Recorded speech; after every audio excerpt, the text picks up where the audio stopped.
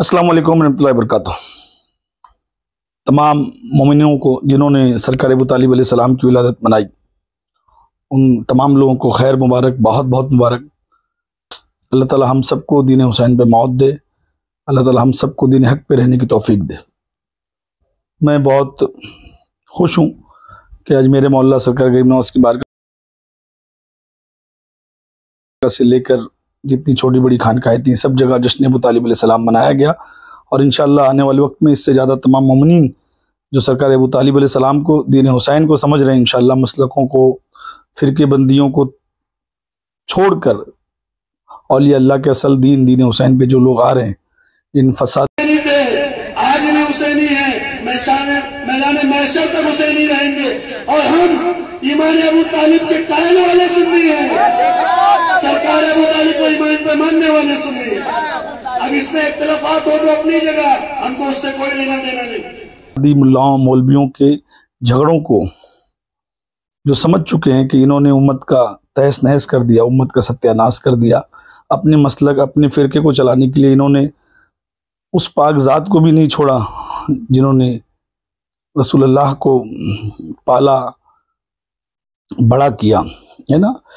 एक मौलवी बोलता है कि कुरान में आयत उतरी तब्बत यदा अबी लहब व तब, तो ये सरकार के चचा थे, चचा। तो अबू लहब को भी मुसलमान कहो जैसे अबू तालिब को कहते हो।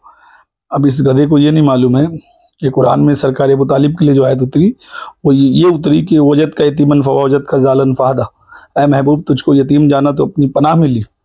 अल्लाह सरकार अबू तालिब अलैहिस्सलाम की पनाह को अपनी पनाह कह रहा है। ये फर्क है आयतों में। जो ईमान अबू तालिब का दावा करते हैं, अगर इतना ही जुनून सवार है तो अबू लहब के ईमान का भी कौल कर लो, मुख्तार बिन उबैद सक़फ़ी के ईमान का भी कौल कर लो। अबू लहब ने जिंदगी भर रसूलुल्लाह को सताया है, हत्ता के रसूलुल्लाह से जंगे की, रसूलुल्लाह को गालियां दी। अबू तालिब अलैहिस्सलाम की वो ज़ात है जिन्होंने सरकार नबी करीम के लिए गालियां सही, दुश्मनों से लड़ा, रसूलुल्लाह के लिए अपने बच्चों को उनकी हिफाजत में लगा दिया।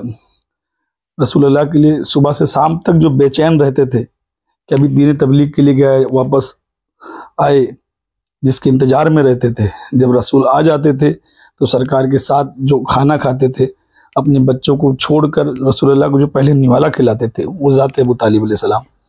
ये मैं समझ रहा हूँ बुक्स सिर्फ और सिर्फ मौला अली अलैहिस्सलाम का है।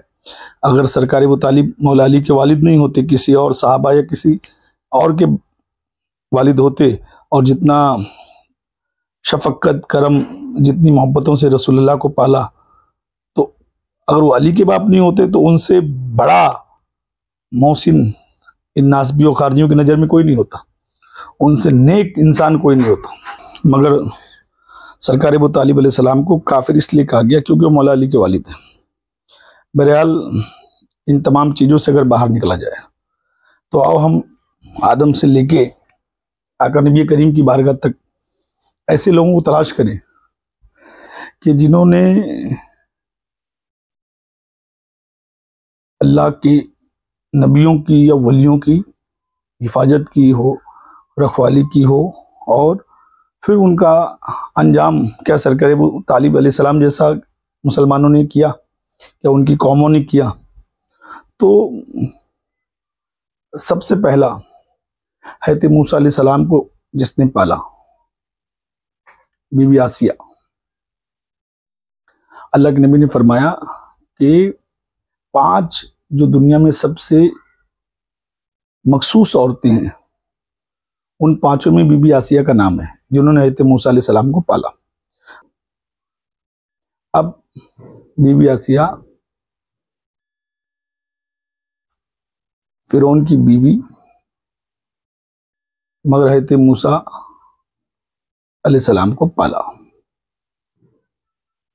अब इनसे पूछो कि जिस बीबी आसिया ने हज़रत मूसा को पाला, उन्होंने कलमा किसका पढ़ा, किसके हाथ पे उन्होंने इस्लाम लाया, है ना। अब दूसरी मिसाल, असहाबे कैफ अपने ईमान को छुपाया उस दौर के जालिम बादशाह से और जाकर एक गार में छुप गए। ईमान भी छुपाया, ईमान जाहिर नहीं किया, एक गार में छुप गए। छुपने के बाद जब वहां उनके साथ में कुत्ता आया, जिस कुत्ते ने उनकी रखवाली की, उस गार के बाहर बैठा रहा और भौंकता रहा, तो लोगों को लगा शायद अंदर कोई गैर नहीं होगा। अब ये तमाम किताबें लिखती हैं कि वो कुत्ता जब मरा, मरने के बाद उसको इंसानी शक्ल में मोमिन बना के जन्नत में डाला जाएगा। हजरत मूसा के दौर की वलियों की हिफाजत करने वाला एक कुत्ता, वो मोमिन बन के जन्नत में जाएगा, है ना। और जो नबियों के सरदार को पाले, उनकी जान की हिफाजत करे, उनको खिलाए, उनको पिलाए, उन पे अपनी औलाद कुर्बान करे, अपने धन मन तन को कुर्बान कर दे, वो काफिर हो गया। अभी क्या बोलते हैं, कलमे की अहमियत, जो कुछ रसूल के साथ किया उनका अमर, उनका अजर, मगर कलमे की अहमियत। बीबी आसिया ने किसका कलमा पढ़ा, उस कुत्ते ने किसका कलमा पढ़ा, ऐसे बहुत से मिसालें हैं और वीडियो बड़ी लंबी हो जाएगी। 2 देना बहुत अहम ज़रूरत था, मैंने बताया। यानी एक कुत्ता अगर वलियों की हिफाजत कर दे तो वो जन्नत में चले जाए, बीबी आसिया हजरत मूसा को पाले तो उन जन्नती औरतों में आ जाए जो दुनिया में सबसे ऊंची मुकाम रखती हैं, उनमें आ जाए, है ना। सरकार अबू तालिब पूरी ज़िंदगी रसूलुल्लाह को पाला, पोसा, बड़ा किया, सब किया। एक बड़ा मशहूर वाक़या कि सरकार अबू तालिब कहीं तिजारत पे जा रहे थे, अल्लाह के रसूल छोटे थे, सरकार रोने लगे, मुझको किसके सहारे छोड़ के जा रहे हो। सरकार अबू तालिब उनको अपने साथ ले गए, सरकार के रोने को बर्दाश्त नहीं कर पाए। चलो बहरहाल एक मेरे दिल में एक बातें हैं, कुछ सवाल है जो मैं आप लोगों से करता हूँ कि जब अल्लाह के रसूल और सरकार अबू तालिब आपस में बात कर रहे थे आखिरी वक्त में, दुनिया में एक कोई बहुत बड़ा मुफ्ती हो, अगर वो अपने बाप से बात करे ना, तो उस जो स्टूडेंट होते हैं, शागिर्द होते हैं, उनकी हिम्मत नहीं होगी कि अपने मुफ्ती और उनके बाप के बीच में जाके मुंह डाल दे, ये क्या बात कर रहे हैं, सुनने के लिए।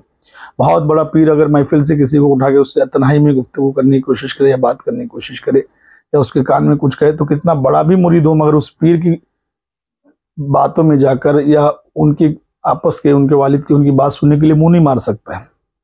मैं आज तक परेशान हूं, जब रसूलुल्लाह अपने चाचा से इतने करीब थे कि कान में बात कर रहे थे, इतने करीब थे कि कान में बात कर रहे थे, तो कौन शख्स वहां मौजूद था जिसने जाके रसूलुल्लाह के मुंह के पास, सरकार अबू तालिब अलैहिस्सलाम के कान के पास मुंह लगा दिया सुनने के लिए। अरे कुरान की आयत उतरी, क्या महबूब, ये जो तुम्हारे सामने आवाजें ऊंची कर रहे हैं, खलीफा अव्वल हजरत अबू बकर, हजरत उमर जोर जोर से बातें करने लगे। कुरान की आयत उतरी, महबूब इनको कह दो कि अपनी आवाजों को नीची रखें।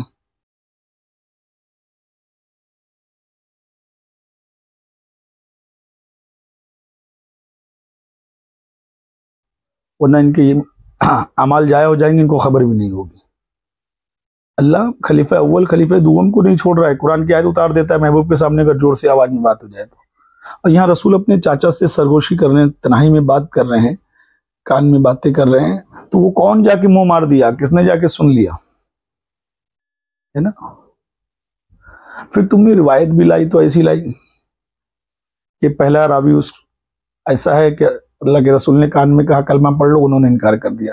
तो इस रिवायत में रावी भी पहला ऐसा है जो उस वक्त पैदा नहीं हुआ, दूसरा ऐसा है जो 7 साल का था, तीसरा ऐसा है जब ईमान लाया जब सरकार अबू तालिब नहीं थे सारी दुनिया में।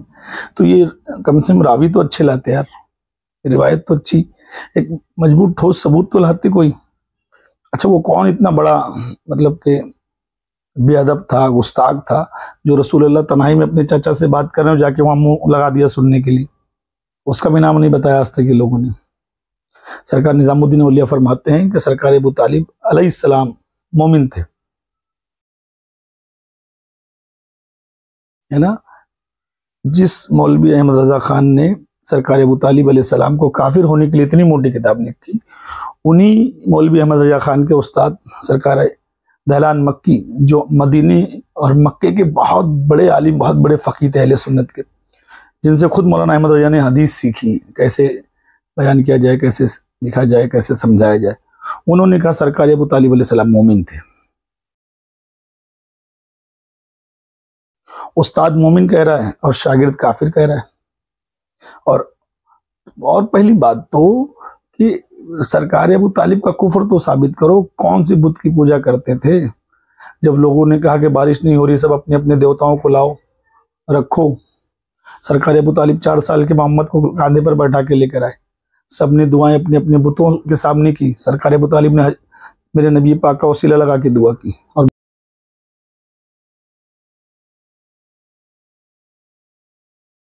बारिश हो गई। अब सरकार अबू तालिब से इतनी दुश्मनी सिर्फ मौला अली के लिए, सिर्फ मौला अली के लिए, दूसरी कोई बात नहीं। तीसरी सबसे बड़ी बात यह है ना कि सरकार अबू तालिब के जो कलाम, जो अशार थे, अम्मा आयशा ने खुद बयान किया है और आप पढ़ लो कि अल्लाह के रसूल के बारे में उनके अशार क्या थे, है ना। हमको किसी दलाल को ये सबूत देने की जरूरत नहीं है कि सरकार अबू तालिब मोमिन थे या नहीं थे, है ना। ये हमको सिर्फ सरकार अबू तालिब के एहसान की बात करना है। अरे इन्होंने तो रसूलुल्लाह के वालिद को भी काफिर कह दिया कि सरकार अब्दुल्ला भी काफिर थे, सरकार आमिना भी नौज़ुबिल्लाह काफिर थी। रसूलुल्लाह ने जाके आलम अरवा में मतलब उनको कलमा पढ़ाया। तो जब अपने अब्बा और अपनी अम्मी को रसूलुल्लाह कलमा पढ़ा सकते हैं तो सरकार अबू तालिब को कलमा नहीं पढ़ा सकते आलम अरवा में जाके? मगर न सरकार अब्दुल्ला काफिर थे नौज़ुबिल्लाह, न माँ आमिना काफिर थी, क्योंकि हज़रत इब्राहिम ने दुआ की थी, अल्लाह जो आखिरी महबूब आएगा मेरी पाक नस्ल में, इस पाक नूरों में आएगा। हज़रत इब्राहिम की दुआ थी खाने काबा बनाते वक्त, जो अल्लाह ने पूरी की। हज़रत इब्राहिम से लेकर रसूलुल्लाह तक इस पूरी नस्ल में, इस पूरे सलब में कोई काफिर नहीं है, अल्हम्दुलिल्लाह सबके सब मोमिनीन है। मगर ये सिर्फ बुग़्ज़ अहले बैत है, बुग़्ज़ मौला अली है। इसके लिए मौला अली के वालिद भी काफिर, सरकार अब्दुल्ला रसूलुल्लाह के अब्बा भी काफिर, उनकी माँ भी काफिर। ये सिर्फ अहले बैत की दुश्मनी है, बाकी कुछ नहीं। बनु उमैया के बाद बनु अब्बास ने ये चीज़ें सब लिखवाई, गढ़वाई और उनके मानने वाले आज भी मरवानी दुनिया में मौजूद हैं, जो रसूल से तो मोहब्बत का एक झूठा दावा करते हैं, मगर रसूल के चचा, उनके अब्बा, उनकी वालदा सबको काफिर बोलते हैं, है ना। हमको अपनी ईमान की हिफाजत करना है। अच्छा, एक कुरान कहता है हल जज़ाउल एहसान इल्ला एहसान, जो बाल के बराबर भी तुम पे एहसान करे उसका ख्याल रखो। मेरे नबी ने फरमाया तुम्हारा पड़ोसी भले से गैर मुस्लिम हो, अगर भूखा सो रहा है तो तुम पर अज़ाब आएगा, है ना। अब मुझको एक बात बताओ, जिसने पूरी जिंदगी रसूलुल्लाह को अपने आगोश में रखा, पाला पोसा, बड़ा किया, सरकार की मतलब हर कदम कदम पे हिफाजत की, है ना, ये कैसा बुत परस्त था जो सारे बुतों को गलत बोल रहा था। एक नया, एक सच्चा दीन, अल्लाह का जो दीन था, एक पक्का दीन जो था, वो जो दीन हक जो हज़रत इब्राहिम का था, वो तमाम दीनों को जिसको अल्लाह के रसूल के सुपुर्द कर दिया गया। रसूल जब वो दीन समझा रहे थे, तमाम अम्बिया की बातें, अपनी बातें, सब बातें, और बुत परस्ती को मना कर रहे थे, तो ये अबू तालिब कैसा बुत परस्त था जो बुत परस्तों का साथ नहीं दे रहा था, रसूलुल्लाह का साथ दे रहे थे, अपने भतीजे का साथ दे रहे थे कि नहीं तू सच्चा है, तेरी बात सही है, तेरा ईमान सही है, तेरा इस्लाम सही है, तेरा दीन सही है, तेरा कुरान सही है, तेरी नमाज सही। वाह रे क्या काफिर!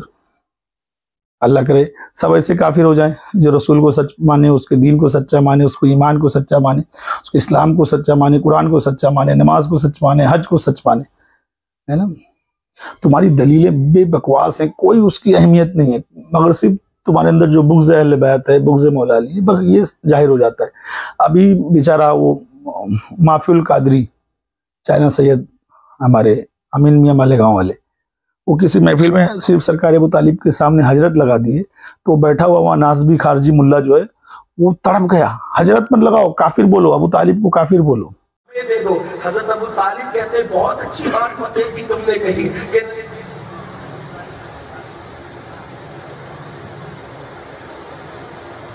आपका जो मौक़िफ़ है हजरत वो आपके नजदीक है।